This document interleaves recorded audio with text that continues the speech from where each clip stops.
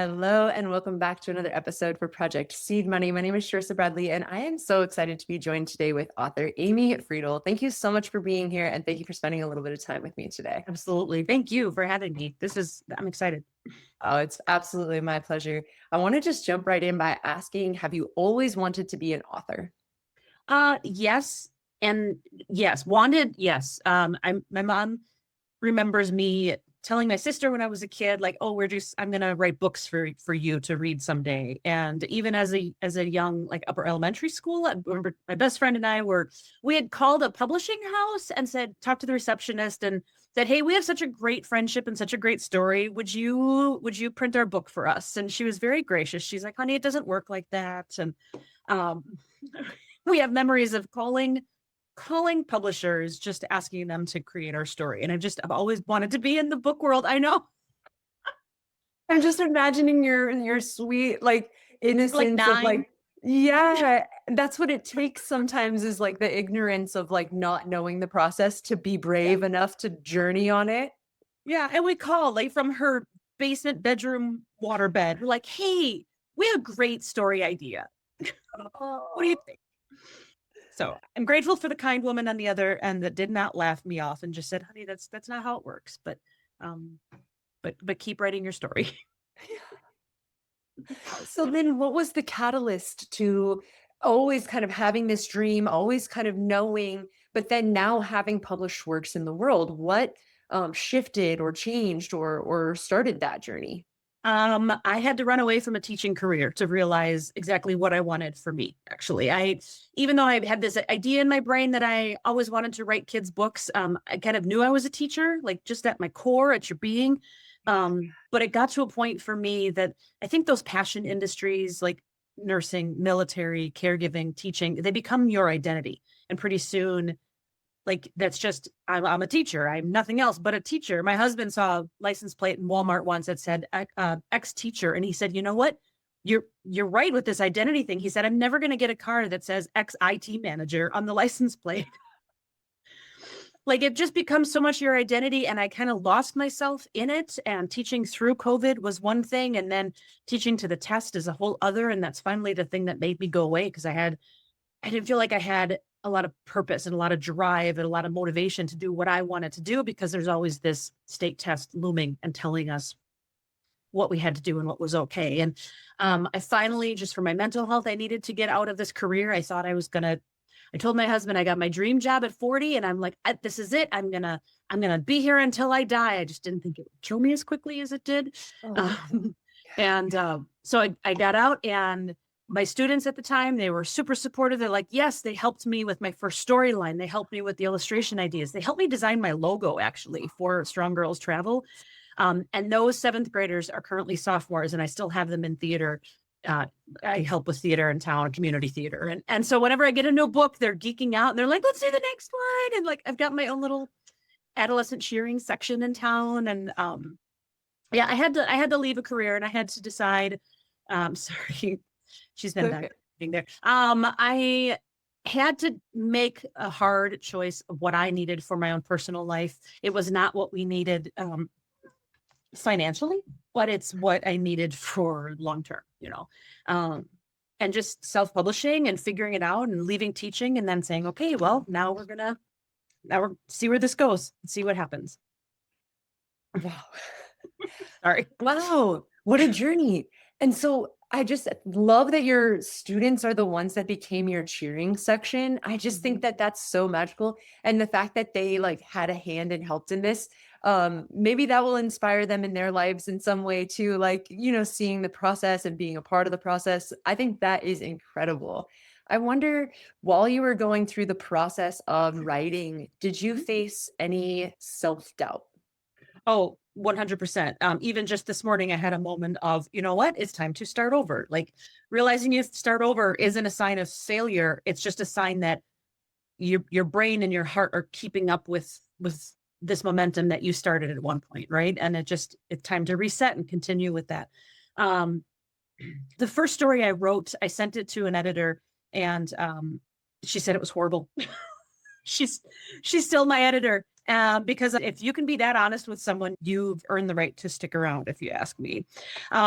It was horrible. And I was an English teacher. I was an English teacher for 22 years. And I didn't want to, I hired a publishing coach because I'm like, I don't know what I'm doing with self-publishing. That publishing coach said, no, absolutely get an editor. Like, but I've been reading stories and grading homework and doing this for 2 decades. Like, I'll be fine. And she said, you don't want to go viral with the one typo you have in the book because you didn't. I'm like, okay, fine.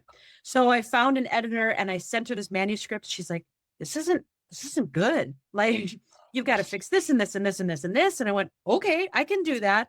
So I did. And she was right. And it was so much better. And then she helped me get a couple of the developmentally edited a few parts and then the line edits. And all of a sudden there's all these mistakes. I'm like, oh, I should have caught that. And I should have known that. And it was just such a, like, it could have been an opportunity for doubt, right? But it was such a chance to say, oh, this is why they're good at what they do. And this is why I can be better at what I do. And when we all work together. And so when I did have those moments of doubt and I was like, I shouldn't be doing this. I should go back to teaching for financial reasons. I should stay with this for mental health reasons. And there's every day I kind of, sorry, I'm rambling, but every day I kind of run up against another self-doubt. Like I don't think any of us doesn't deal with that, you know? It just changes every day with what that is. But I do think that leaning into the professions of other passions, other careers, other people, other industries, um, that's the key to getting over it. It's not about, oh, I failed at this. It's about, oh, look at her expertise helped me get better at this. Yes, I absolutely love that. And we need a team because you really can't be creative and be in your creative space if you're having to play all these other roles as well. It just limits you. So I Mhm. love that you found somebody who was able to support your process and that you've been able to keep that person along for the journey as well.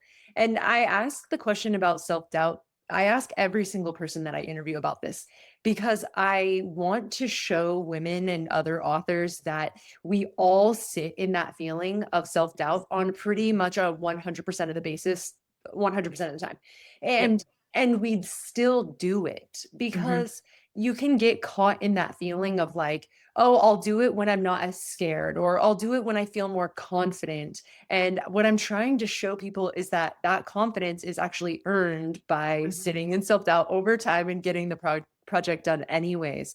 So I Mhm. loved your answer, but I also think that that's so amazing that you bring in other people. Like, it's not just coming from you to fix the self-doubt either. It comes Right. from armoring yourself with all these tools. Absolutely. And there's going to be self doubt every single day, sometimes multiple times a day. And it's not whether we experience doubt, it's what do we do about it? What do we do next?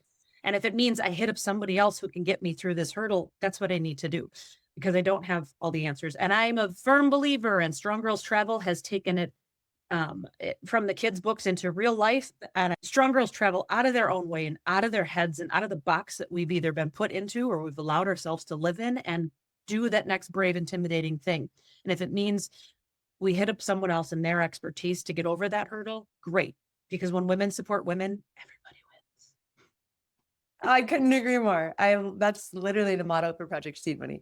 I think that that's so beautiful. Thank you. And so I wonder, what was your publishing journey then? It sounds kind of like you self-published. Is that true? I did. So I hired a publishing coach and spent right after I left teaching, like, okay, June 1, here we go. Because I didn't even know the process. I didn't know anything about it. And whether to use Ingram or Amazon or what is offset printing or what do I do? And so I spent from June to November working through that first draft, well, that multiple second draft, I guess, until that I got my first book out November of 2023. I had the idea that this was going to be a series, but you're just starting out. You're like, I don't know, I want this to keep going, but let's get book 1 done and see where it comes. I just released book 7 in just under 2 years.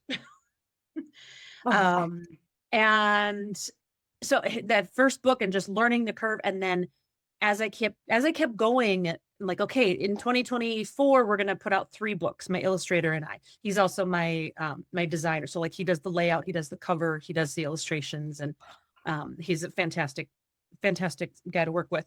But we set aside the goal of doing 3 books a month. And so I big picture plan first, like what do I want the year to look like? And then break it down, okay, into quarters and then if I want to hit that goal, what do I need to do this month? And so now I'm kind of in a rhythm where like, I know, for instance, this year, like February was my writing month because then March was going to be his illustration month. And while he's doing that, that's my producing month, all of the behind the scenes work that has to be done, because then the next month is marketing month. And that's when I go crazy from all the posting and all the work and the launching and all of those things, right? Take a few weeks and then I'm going to start a writing month again. And then while he's illustrating, I'm doing a producing month, and just kind of taking those month by month. Here's my goal for this month, has really helped me kind of hone the process. I created a spreadsheet, I think, with the second book of what I was doing when. So now I can just reproduce those tabs. I've got new tabs for every book, and just help me stay on top of it so I don't feel like I'm reinventing the wheel.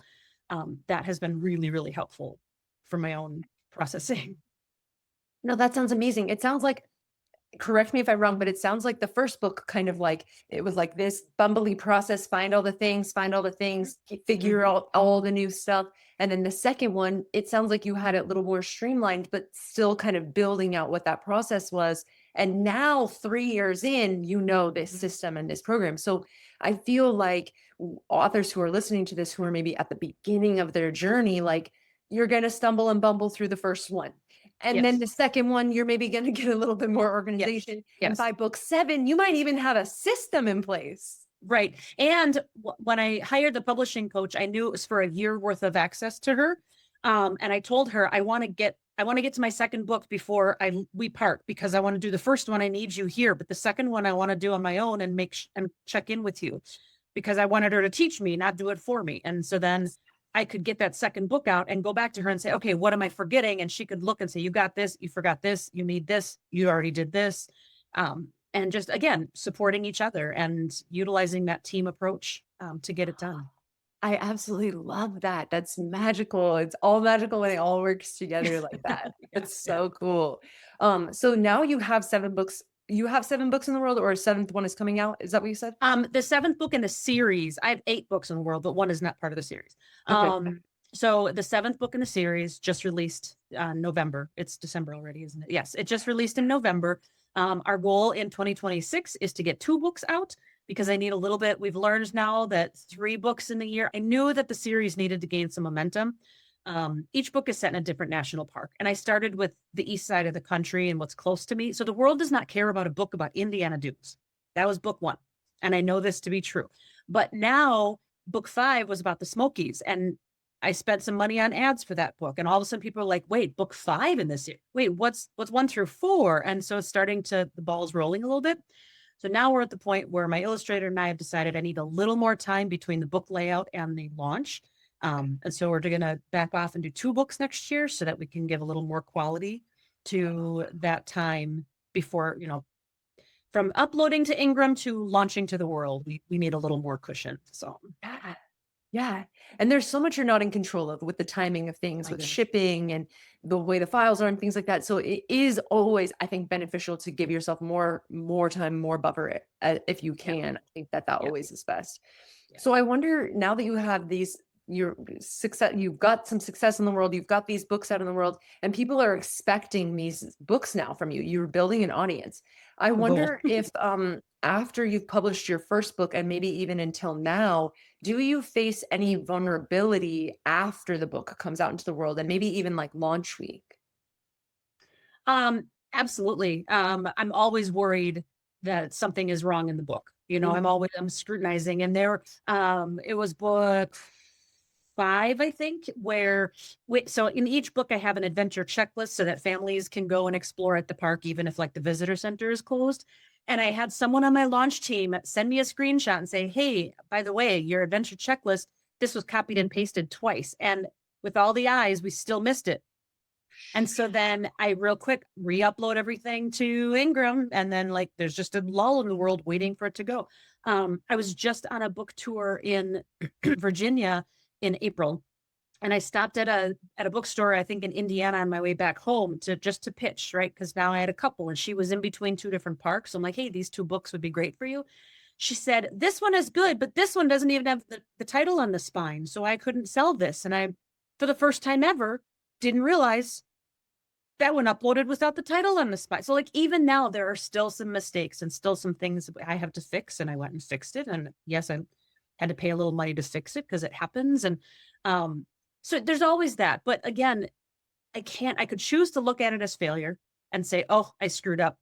Don't look at me. Don't look at me. Or I can say, wow, thank you for pointing that out. That's really great. Now, what am I going to do about it? There again, there's that doubt. I could sit in it and I could spiral into a self-destructive cycle. Yes.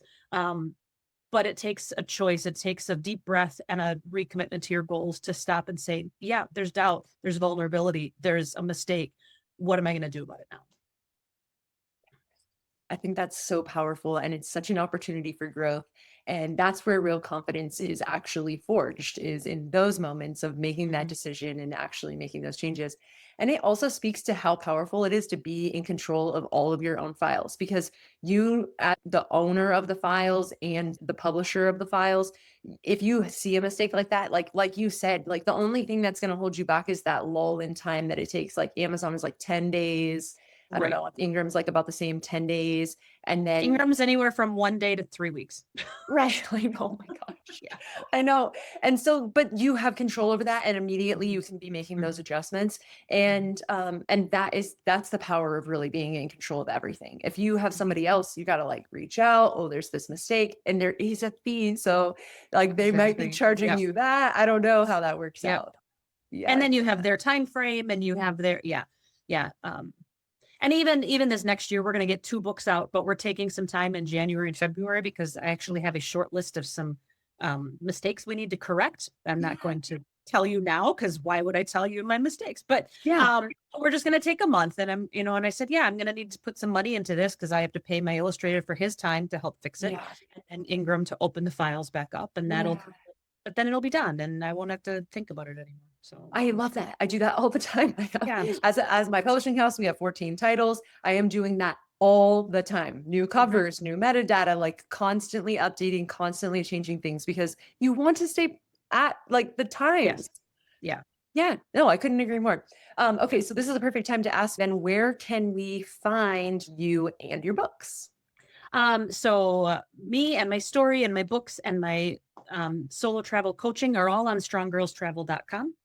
I The ebooks that I have for Strong Girls Travel series are on Amazon through KDP, but I will always promote through bookshop.org. Support your local indie bookstores as often as you can. First and foremost, if the author's still alive, I will buy the book full price through an indie bookstore. If they are deceased or whatever, then I'll buy used. But um, yeah, so bookshop.org, I will always promote or check with your indie bookstores. Ebook is on Amazon, otherwise Facebook, Instagram, TikTok at the handle Strong Girls Travel. You can see I spend a lot of time reviewing and like showcasing indie bookstores around the area. I also do some women's solo travel coaching. So you might see stuff about that because we're taking Strong Girls Travel in real life. Um, and coaching women through the idea of solo travel. Otherwise, you'll see all bookish things that I can. So I love that. Thank you so much, Amy. I just have one last question for you. I wonder if you can just share any advice with the audience that is female authors and they're on the fence about how to just kind of get this process going. Maybe the story's in their head and they just can't quite get it out. And I wonder if you can just encourage them a little bit. absolutely. If there's stories in your head, they're there for a reason. When you feel excited by something like in your deepest soul, that's inspiration and that's motivation. And you're supposed to chase that. That's part of your passion. You're supposed to chase it. And find a team.